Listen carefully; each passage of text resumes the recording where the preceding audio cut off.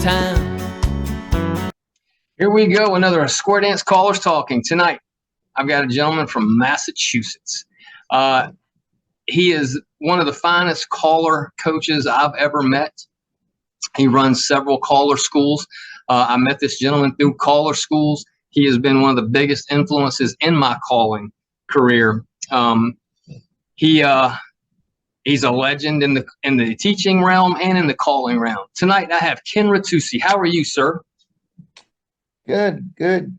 How are you? I'm very good, sir. It's a pleasure to talk to you. It's been a little while talking about the caller school and everything like that. We're going to talk about that. I've got my 2017. You were in Atlanta back then. I got that on. So, but tonight it's about you, man. So where exactly in Massachusetts are you? I live in West Springfield, Massachusetts. Okay. If you look at a map, Boston would be to the far right. We're basically to the far left. We're on the western end of the state, more closer to the New York line. Are you born there, or did you end up there? Where are you from? I was born in Waterbury, Connecticut. Moved up to Western Mass in the 1980s and been here ever since. So, Connecticut boy, Western Mass guy, you know. Very nice. All right. So, square dancing. When did you learn to start square dancing?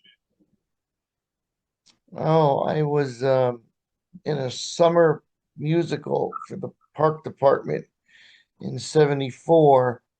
I was in high school, and then I got a postcard after the play was over with about square dance lessons, and it was from the one of the co-directors. He was a caller, and his brother was a caller. But anyway, it was like 50 cents. So I said, okay, I'm bored. I don't know what else to do. We moved on to the old neighborhood. I went, and all of a sudden there was all these young girls, you know, about my age. And I looked around at young guys and girls, and I said, wow, this is pretty cool. And I got hooked. Nice. And then I got hooked on calling right away. You did get hooked? You didn't, or you did get hooked on calling right away? Oh, I did. I graduated. Let's see. I took lessons starting in September of '74. We graduated in the end of February of '75, and I went to my first caller school in June of '75. That's a pretty quick turnaround. A lot of people I've talked to, it doesn't take them long to get into it. It took me a longer route than most. But so you must have had some influences. Do you remember any of the influences back there that kind of got you into the calling side of it? To actually get into calling, no, not really. I think once I got into calling and found out who was going to help educate me, there's some names like Clint McLean from Connecticut, who's actually calling again now. He's got a weekly group. Clint was one of my mentors. And of course, I went to Earl Johnston, Al Brundage's caller school for many years. So I'm sort of a graduate of Earl and Al as well. Those are names from the past. Okay. Do you remember your first dance that you actually did by yourself? Oh, I would just have to say it was when I was still in high school, and my first club that I created was called the Crosby Square Dancers or something, and we had 11 in the first class, 9 girls and 2 guys. And one of the guys was you had to have 2 teachers that were part of the group, and we had the auto mechanic guy, and he was like really tall. So that was my first class, the Crosby Bulldogs. The Crosby Bulldogs, nice.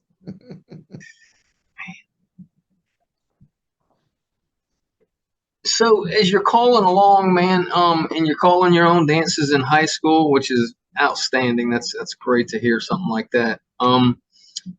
did you start going? You went to Al Brundage's school. Did you go to other caller school? What other like education did you have to teach you? Hey, let's get to the corner. Let's do this. Let's do that. How'd you get that route going? Well, besides going to Earl and Al for many years, there was we had a lot of big leaders in New England back then, and there would be a yearly NECA clinic where somebody would come in from a national basis, or even in just in our own geographics up here.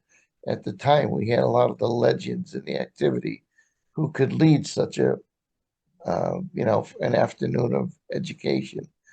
So I got it that way as well, and traveling a little bit, going to other local associations around the country. So at some point you joined Caller Lab and you decided to go down the route of the caller coach. Did you always like teaching, or how did that start with the caller coaching?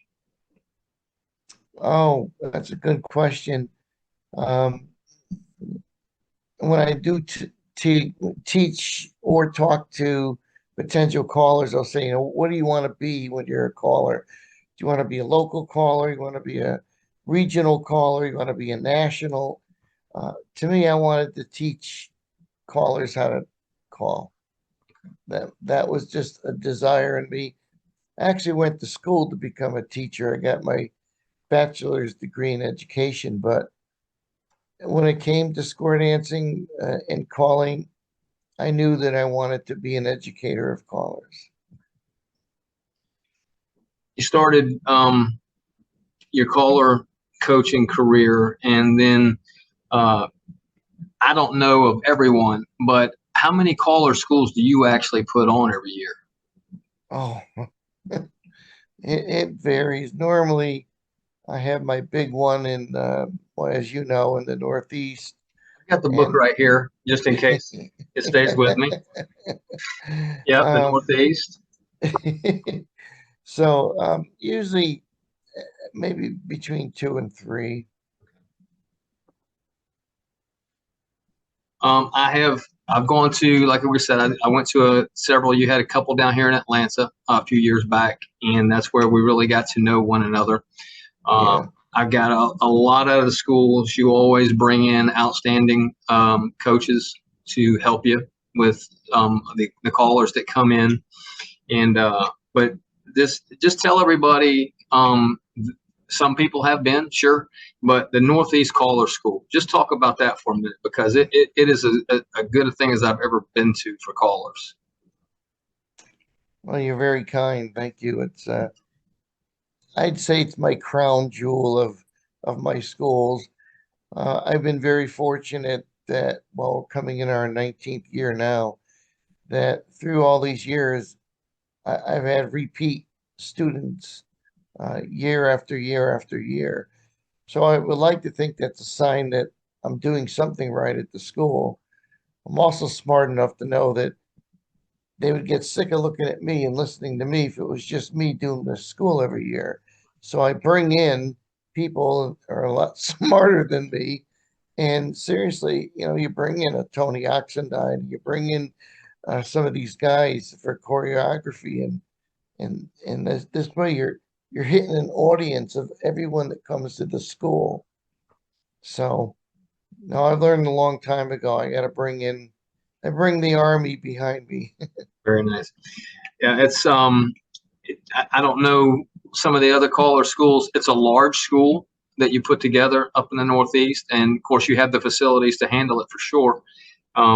But it's just it is it 4 days? I can't remember now. How long is it? Yeah, it's about 4 days. We 4 days. begin Thursday evening and end on Monday at noon. Yeah, I mean I can't stress enough how if you're looking for a caller school, something, it's just phenomenal. A beautiful area up there. I'd never been up in that area before into the Northeast at all, and so I got a lot out of it. You had Tony and Ted up there, and Don Mosier, I believe. Yep, Don was there also, and man, it's just phenomenal school. I got a lot out of it because you need, even if you have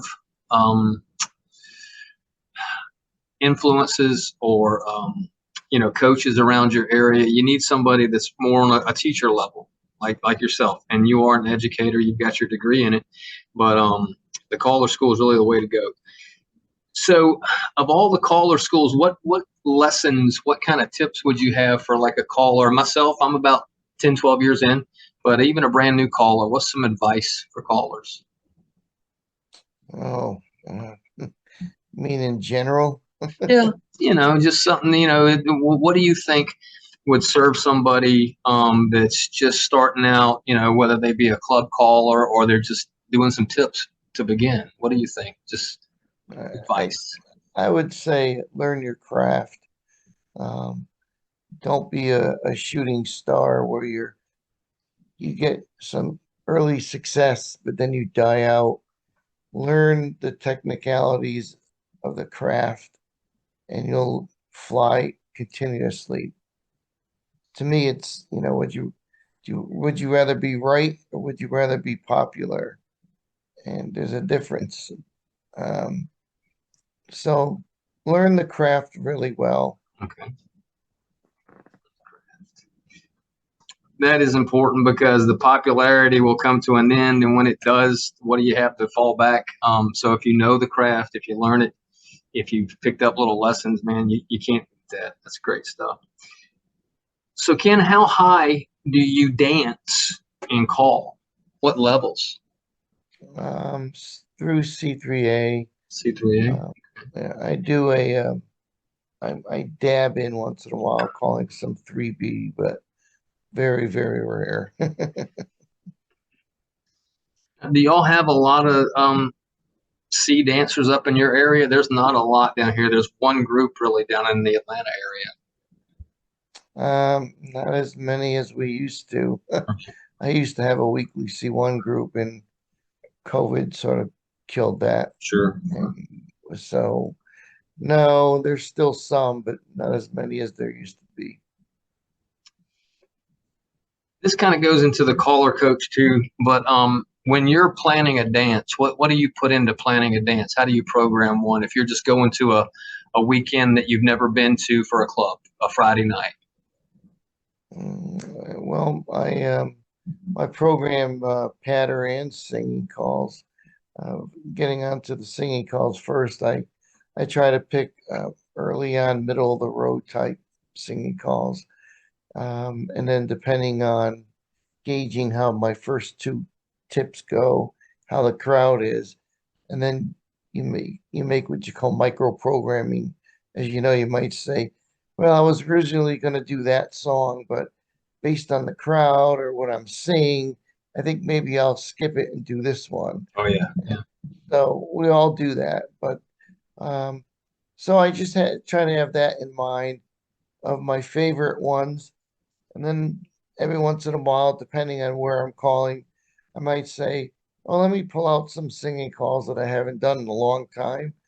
And I feel like I'm close by with friends. So if I screw up, so sometimes I do that as well. On that note, when you're picking songs, you've recorded quite a few songs for different labels, what have you. What are some of your favorite singing calls? Oh, I haven't done that many singing calls, but geez, favorite singing calls. Oh, well, well, that's a hard one. I like Royals. Billy, does your bulldog bite? Okay. I mean, that's one that to me, that's like a classic starter, middle of the road for me. But um, Billy Dash your Bulldog Bite. I'll check that one out. yeah. Before we started recording, you said you had just finished up. You got back from Germany. Tell me about some of your travels. Where have you called out of the United States? Oh, well, I've been to Russia 5 times Wow. Okay.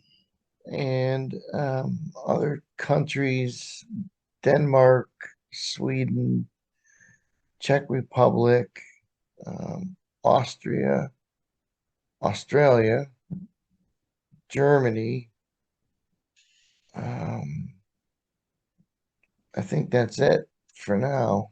I've talked to a couple of people that have done the Germany route and Japan and stuff like that. Um, and there's obviously square dancing is done in English for the most part. Um, any funny stories about lost in translation when you're over in the countries and something that you probably made a mistake with, just the wording of something? Anything stand out to you? Yeah, once my one of my earlier trips to Germany, sometimes when you're calling, well, if you call like say A2 or something, sometimes the caller will say plus alert, meaning, hey, heads up, I'm going to call a plus call. And I must have been calling an A2 dance, and I said that, and some guy yells out, "What's plus alert?" And I said to myself, "Uh-oh." So That was a call. from there on in, I just said the calls, and that was it. That's good. So we thought that was a call. At least there was one person that asked what it was. The rest of them just thought, we'll just let that one go. So, Yeah, oh my gosh. but he was loud enough. I said, Very "Uh-oh." basically around the world and all through the United States. And I started asking this not long ago because I've got a couple places that stick out to me. Any venues stick out to you, like a floor or a hall or something? I mean, most dancers are in gyms or schools or retirement centers or community centers. Any hall stand out to you as just memorable? Well, yeah, there used to be the Ponderosa Hall up in Scotia, New York. Mm-hmm. Unfortunately, when the owner died, they sold it off to a church and converted it into something. I don't know. It was a beautiful, I mean, that's a memory to me, but um, there's so many beautiful halls around the country. Um, I and I was think, what's that? No, go ahead. You think what? No, I'm just thinking some of them are sort of inspired by Barnes or something. Johnson's Barn up in California. It's another beautiful hall, and um, there's so many. Unfortunately, I haven't been able to call in that many of them, but I've heard stories too. I'd say what's your Northeast Caller School? What's the hall? What's the name of the club that dances out of that one? Oh, the Hayloft Steppers. That is such a nice little setup. I mean, it's your standard dance hall, if you want to call it something like that. Great floor. It's got the little kitchen area. Um, that's one of the places that stands out to me. I've got a place down here in Macon, Georgia, that was an old schoolhouse from I think the 1900s or something like that. That I called in twice, and just beautiful floor and all. So that's why that came to my head about, especially people who've traveled around the world like yourself, some of the venues that stand out. I appreciate that. Ken, if you're not listening to square dance music, what kind of music stuff are you into? I like smooth jazz or piano. Okay. Um, and then every once in a while I'll flip to like the Beatles channel or something. Okay. But I Okay. mean, normally, like tonight, I'm just sitting here and I've got it on mute, but I'm just listening to my soundscapes on my TV, and it's just nice background music, and it doesn't. It's just nice to hear. Sounds quite relaxing. I don't want to let this go because a lot of people I talk to about my podcast or ask me about it. One of their favorite things is, out of all the levels you call, do you have a favorite call? Something you just like to call and watch the dancers dance? I mean, dance that call. Yeah, like I've had a couple people say Grand Square. I like Relay the Deuce just because I like the way it looks when I'm watching. Is there a call that you just, when you call it, you like, I like that? Turn and deal. Turn and deal. And that's A2? Yeah, yeah. Okay. I've taken the A classes. I just don't know how to dance it. So I knew what a turning deal was. Very nice. A lot of these podcasts, they're mainly to talk about the person that I've got on here. And so just some, individual stuff for yourself. Are you a movie guy, TV guy? What do you like to do when you're not calling? Oh, I'm a movie guy on the TV. Okay. Like I'll just park right in front of the TV and and then it's all on demand. I mean, even if you want to rent it out for $4, it's bing there, it's right there, What if you sit down and flip the TV on and a movie's on, what movie are you going to watch until the end, no matter where it comes on the TV? Mrs. Doubtfire. Mrs. Doubtfire. It's one of my all-time favorites. I just think it was just a fantastic, funny film. So on the comedy, so if you had a top three movies besides Mrs. Doubtfire, what else do you think? Reds. I love Reds. That is very good. Very nice. Warren Beatty's. And I guess the third one I'd have to say Apocalypse Now. Wow, that's a pull right there, buddy. Very nice. I have not gotten Apocalypse Now until tonight. Very good. Oh my goodness. So Ken, what stuff do you have? What stuff do you have coming up? Do you have a regular club? Do you have clubs during the week? What do you have going on just square dance wise? Just right now, guest calling. I don't have a home program at this point. Mhm. I'm looking to start something local. And most of the time, my classes are 2 hours away, and it just gets to be too much. Sure. So just, weekends can take me anywhere at this point. And I got a busy fall schedule coming up. So, What kind of stuff you got coming up fall? I'll be in St. Louis. Then there's some big festival in Philadelphia. I got my own color school in October. Um, I have to go to California. It's something like that. So it's sort of a wacky schedule. Okay. What's the October color school? What is that one? That's the Northeast Color Oh, School. that is Northeast. Okay. Okay. And we're doing well. We're up to about 24 students. Oh, very nice. You got Bear Miller coming in. Who else? It's Bear and who else? I got Bear. I got Tom Miller. Tom Miller, Bear And Miller. Okay. Don Beck. Don Beck. Okay. Yeah, and a great staff. Yeah. At some point, I will get back to the Northeast Color School. Again, I can't stress that one enough. That's a fantastic school to be Next a part year's the of. 20th. Next year's the 20th. Yeah. I don't want to let this go. I ask everybody this, as far as movies, and you're a movie guy, Footloose or Dirty Dancing? I do that because we're square dance callers. Which one do you like the most? Footloose. Thank you, Ken. I was hoping you'd say that. I like Dirty Dancing too, but Footloose, my favorite. Oh my goodness. Another thing is, so you've been basically in the Northeast for most of your life. If you could choose, beach, mountains, desert, plains, where would you live? Would you be where you are? Tell me about that. I'd say mountains. That's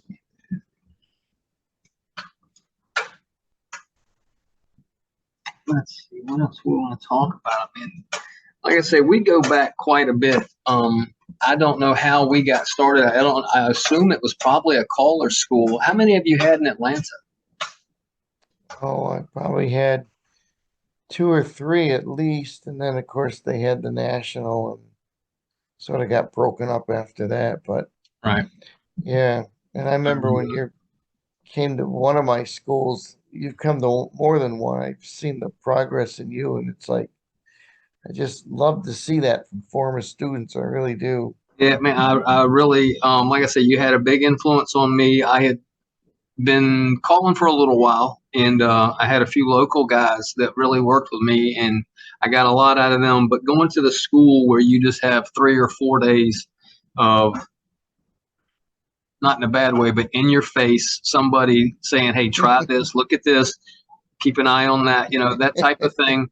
It's awesome. And the one thing I tell everybody when I talk about caller schools and caller coaches, and Ken Ritucci comes up, I say, Ken, put 2 things on me. Take my damn hand out of my pocket.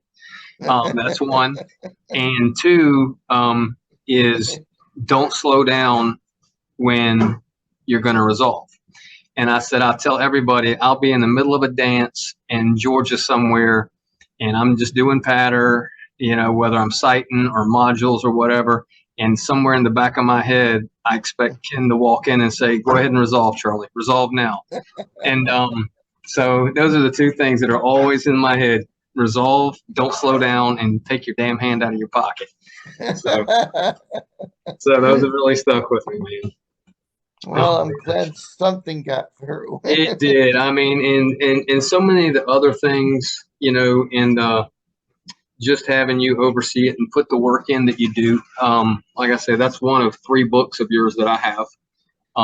And, it's just, man, as callers, we can't thank you enough. All the callers that go through the caller coach setup, the learning process and becoming a caller coach. Man, it's a lot of work. I've heard about it. It's something I couldn't even think of trying to get a handle on. So I'll leave that up to you. I'll just keep going to the schools for now. Oh my gosh. Well, Ken, what is there anything else? What else are we going to talk about? So you got the caller school, the Northeast coming up. You're a big part of Caller Lab. Tell me about you and Caller Lab.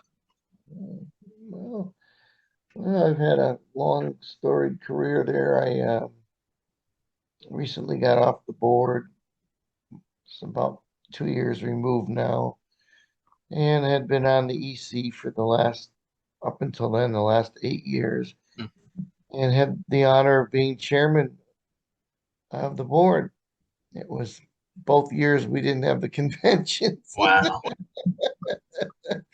However, I still was chairman of the board, and we still had business to conduct. So we did our job, and life goes on. Yeah, well, we didn't have the conventions, but from the outside looking in, because I'm a member of Caller Lab and I have been for a while now,